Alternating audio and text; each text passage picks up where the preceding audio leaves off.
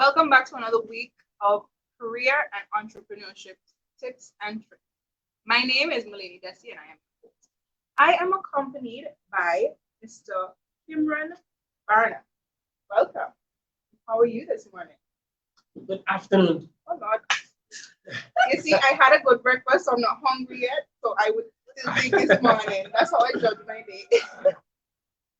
So how are you? I'm so fine to be here. Just delighted. Welcome. So I'm going to give you a little background on Mr. Kimran, and then we will start our awesome conversation. Kimran Barnum is a former national rugby player from St. Vincent and the Grenadines, a former senior supervisor for the Special Security Services Limited, cook, and more. He grew up in a small village in St. Vincent called South Rivers. Now, Kimran has over 13 years experience in security and another 11 years in dog training. He currently lives in Antigua and Barbuda, where he has trained over 200 dogs. More so, he has an integrated lifelong love for rugby, dog training, and being a writer. Ooh.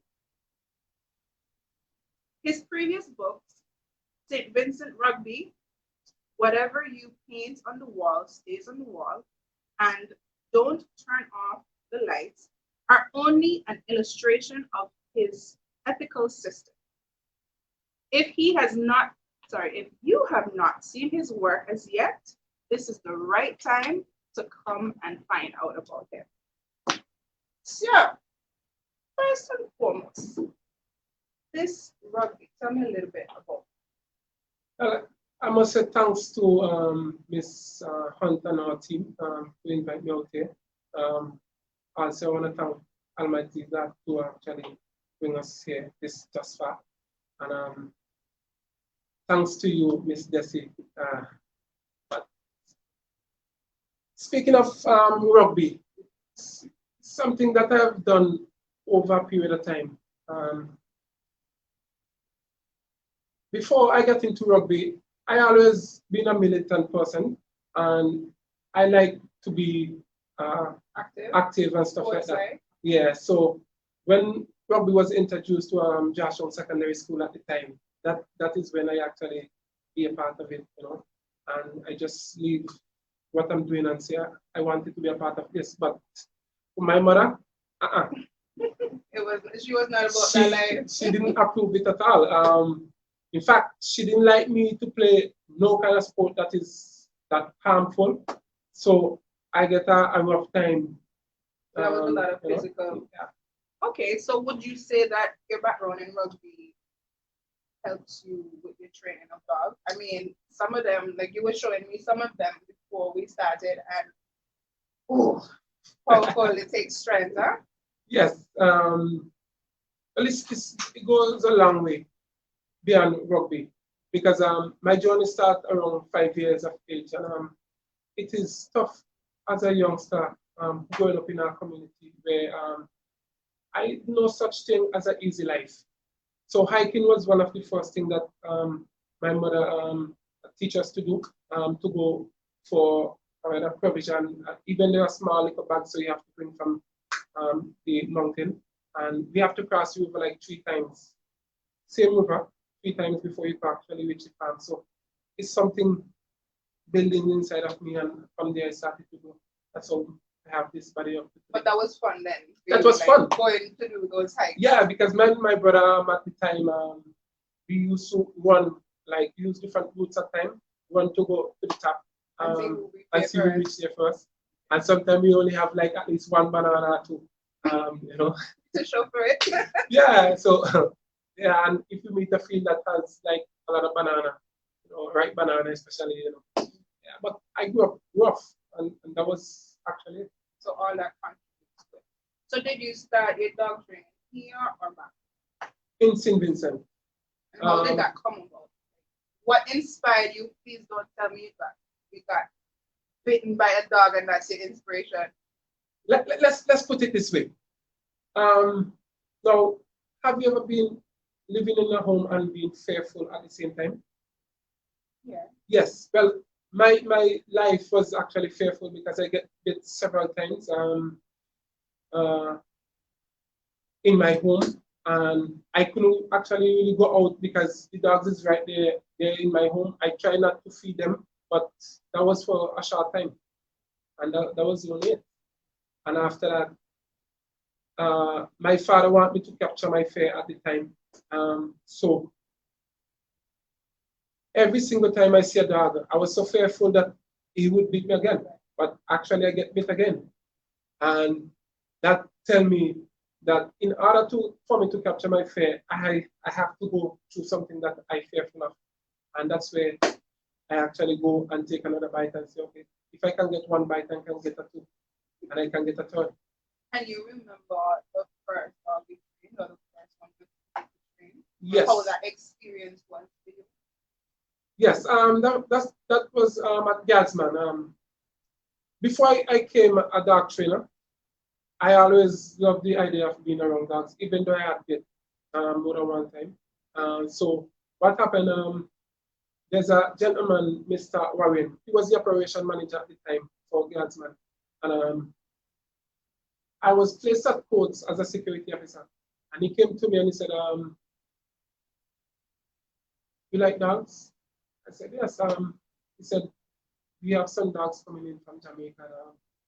Do you want to be a part of the team?" As in to work with you? Yeah, to work with the Guardsman team. So I said, sure, you know, but I know I said, sure. I said, oh my God, this is something that gonna put me in serious trouble. And I go, the following week they call me. They said, that training would start the following Monday. I said, okay. And I started, I met a gentleman from Jamaica, Mr. Ko. He was my mentor up to today. He's the one who taught me how to deal with dogs in that way. So from there on, my first experience with Rottweiler. So that Rottweiler was vicious. So when I went by because we went by owner's home to collect the dog and bring it back by Guardsman compound, and they send me with the dog. The dog is all over the place like this. And I said, Mr. Cook, I'm not going there. He said, no, you want to be a dog trainer, you need to take it or leave it. So I said to him, why I have to go and take the dog? You can take it to the company compound and then from there we can start from it. So they said, okay, well, since that's the case, you would have to be the one who is going for it. They give me the leash. I went over. I tell the owner to put the leash on the dog neck, which I normally do. After that, we take it to the compound. 3 days after, I became friend with the dog because once the dog is in a lonely spot, you get easier access once you know how to actually calm your voice down. And that is something that I actually want folks to actually do, to calm themselves down, especially when they meet dogs. Because I'm telling you, dogs is something that can be defensive, but also if you calm yourself down, they are very much loved. So screaming and get out of here and shouting, that would more attack. Yes. Okay. So for a person like me that has no idea and I'm still terrified of dogs, I mean, unless I don't see them being friendly, give me a rundown of the training process or like a little synopsis. All right, let me just warn you. Most people today, they look at dogs as one of the most what to say, terrifying animal that would destroy them, so to speak.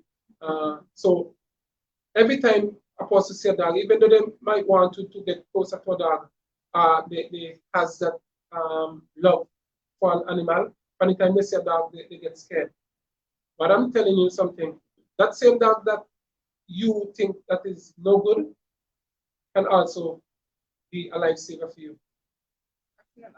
And I've seen a lot of these cases where dogs protect their owners, even self persons who are not part of their who they're supposed to be protecting, they would still go and protect them at the same time. So, okay. So in your process, when you meet a dog that you're going to treat, what's the first thing you do? Right.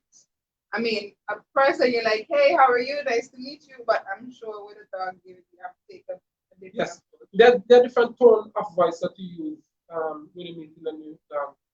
Now, most dogs owners again, they call a dog by the name, but they don't make the dog feel comfortable. So what I would do, I would try my best to go as low as possible with the dog to get him involved.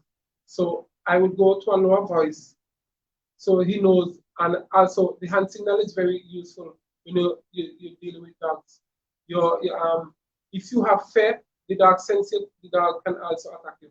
But if you go straight forward and let the dog know, okay, I'm your friend, I'm not an enemy, he's gonna love you. He's gonna take a while, at least 15 to 20 minutes to get over the stress, but he's gonna love you.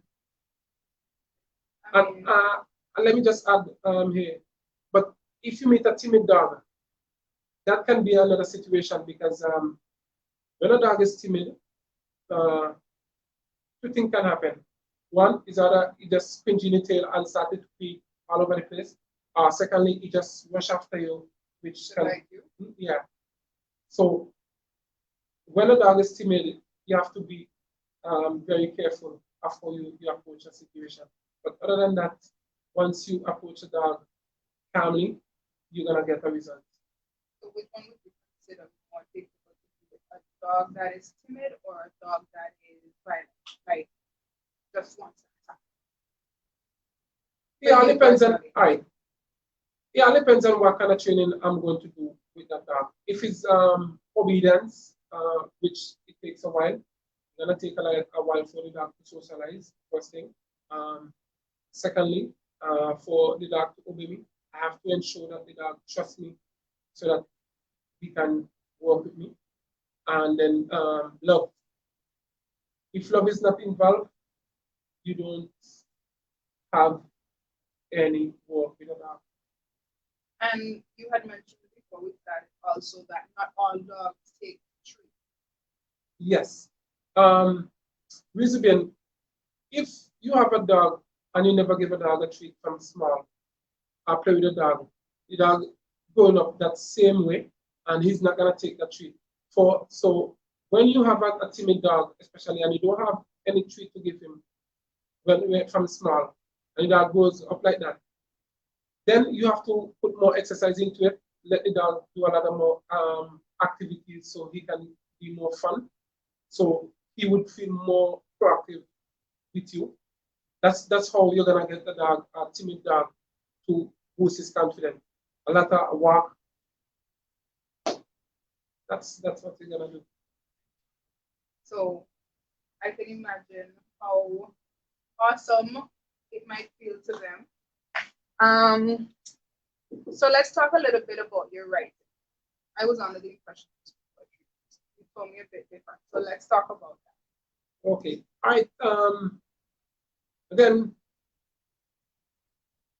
it was in 2014 after I passed secondary school.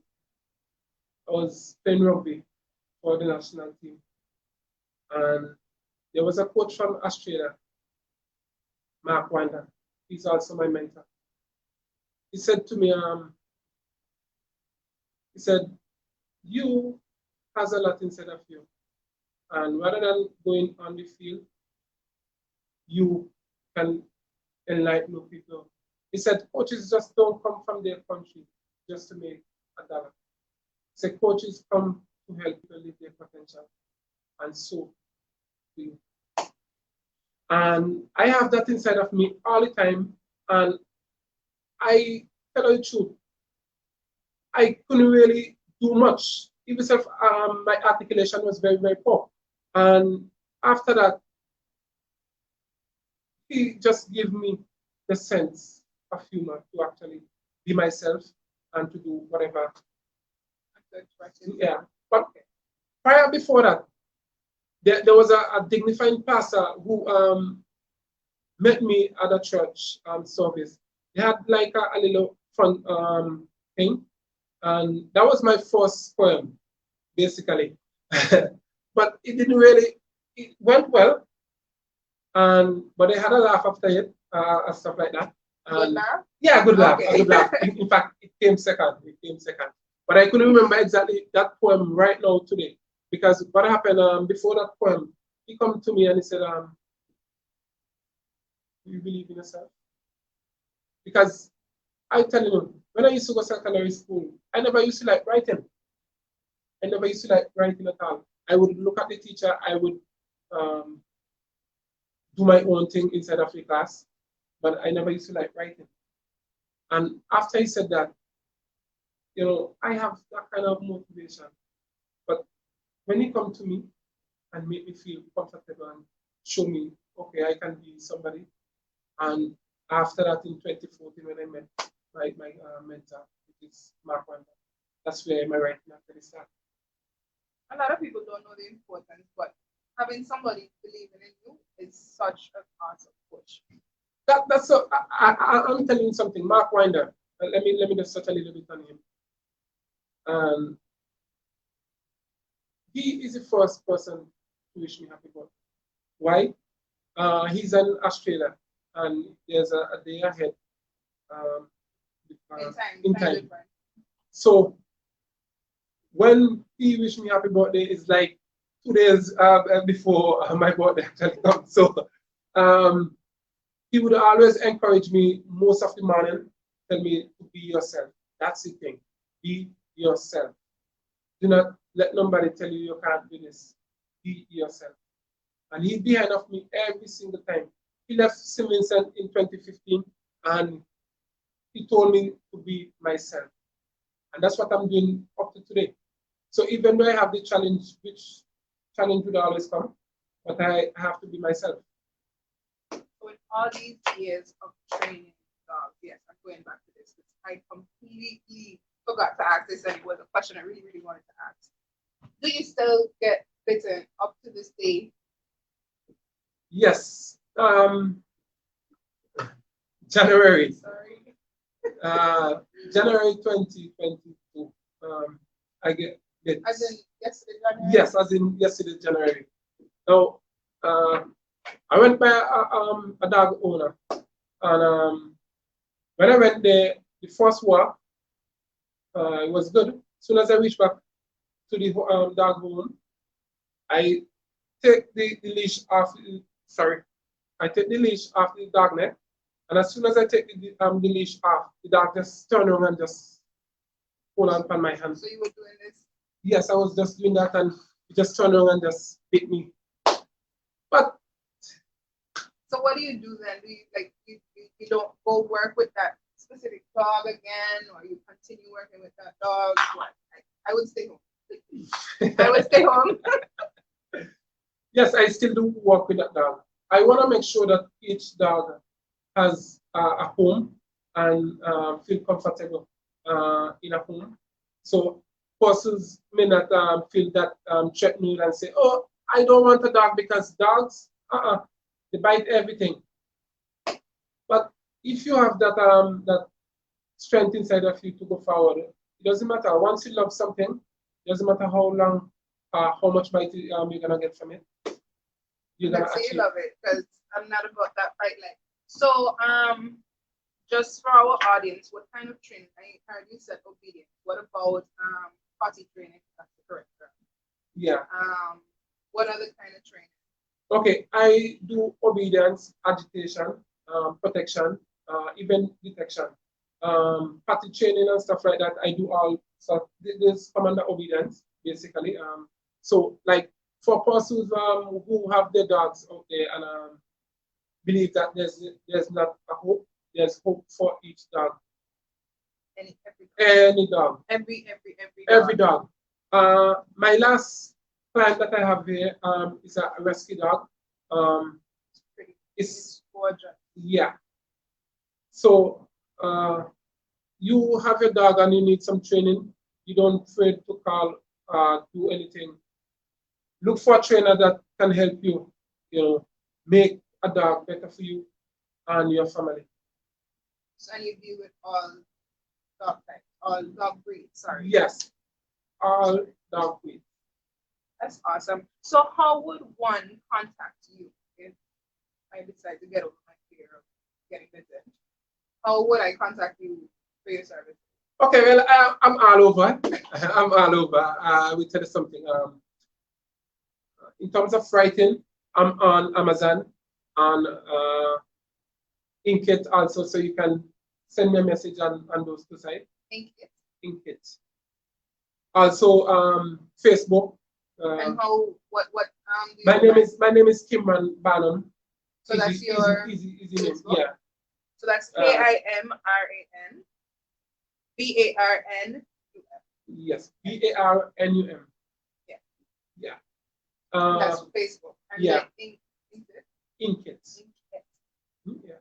That's the same name. INKITT. Yeah. So you can reach me there. But I want to just touch on something for a little bit in terms of dogs.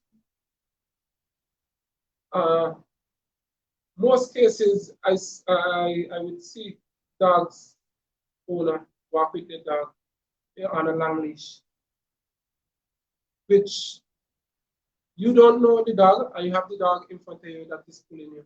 That's too much. Too much. Leash management is something that make a lot of owners injure themselves and stuff like that. You don't know the dog, and you take a dog that with a high temperament.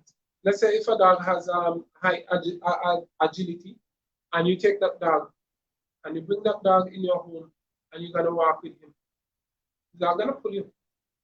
If you have a long leash, what I advise persons to do to keep the leash as short as possible, hold the leash at least 6 inches away from you, so you can have to control your dog.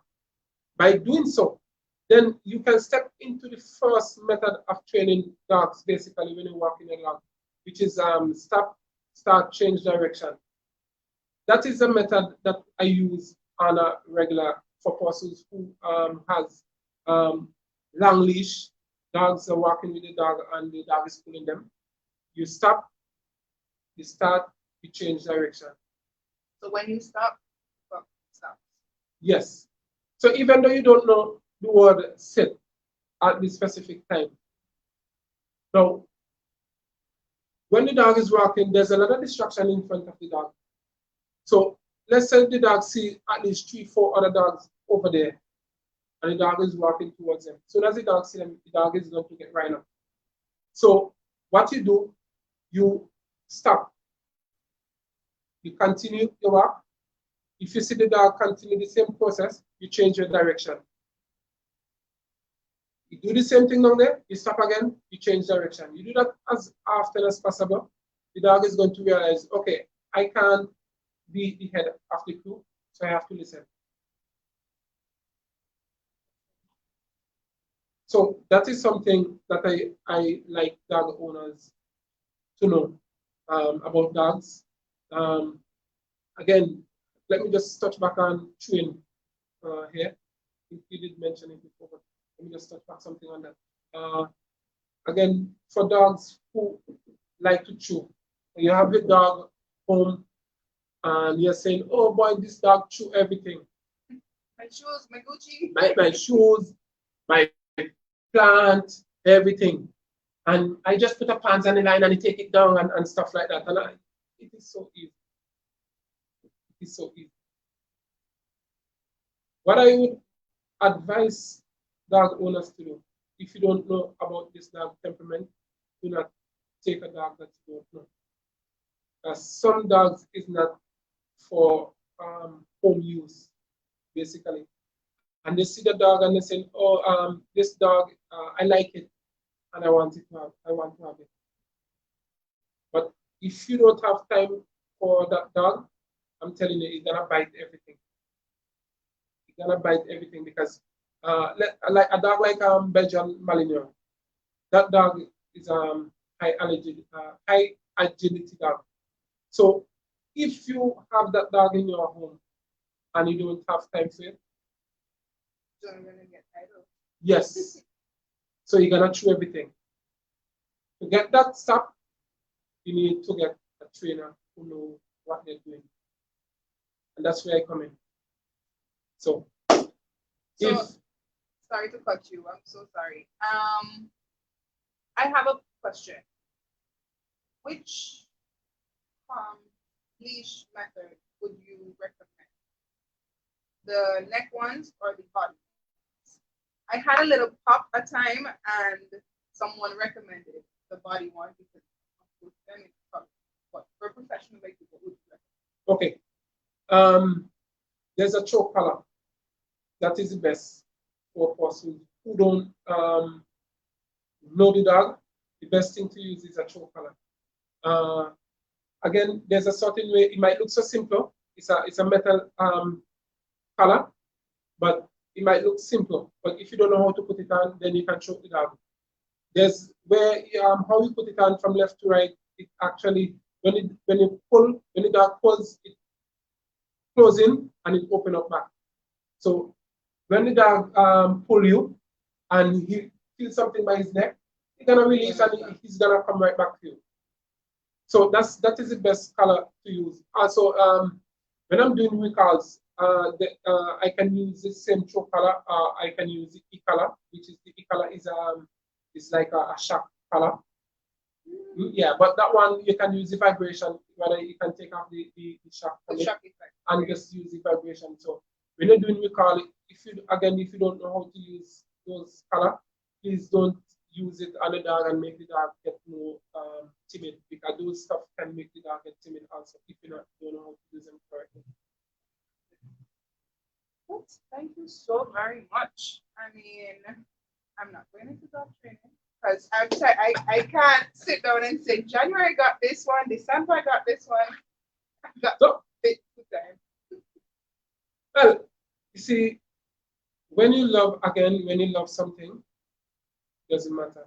You will always feel comfortable. You're gonna get a blind side and say, I'm going to this. I want this, and I'm going to get that done.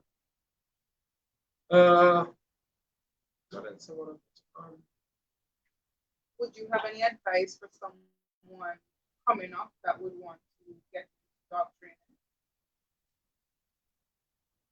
Yes, to be yourself. Have patience, the opportunity will come. Most people who wanted to be a part of this job is not something that you rush. So once you have patience, the opportunity will come. Another thing that I want to share with you, you got to play through your pain. So coming from a true pain survivor. Yeah, and speaking of play through your pain, I would have put some experience into a book that I would release very shortly. The Most Dangerous Game. Yeah, I have to look up for that. So once you play through your pain, then you're gonna feel much more comfortable of being patient. And that one, this is so easy for you to do. As if you play through your pain, patience, the opportunity will come. But one thing you want to do, don't ask why, because life is least understood. If you can't say something which is gonna be helpful, don't say it. Do not say it. Leave it alone. I agree with that, definitely. So, would you like to give our audience your phone number so if anybody is interested in using your services, they can contact you? Yes, my number is 714-1674. 714-1674. Awesome. Thank you so, so very much for coming today and sharing with us. I mean, I'm going to ask you a couple of questions after this. Yeah, that's no problem. But thank you very, very much. You're welcome anytime. Thank you guys for joining in, and I hope you learned a lot. And this man right here is awesome because I'm not about that fighting life.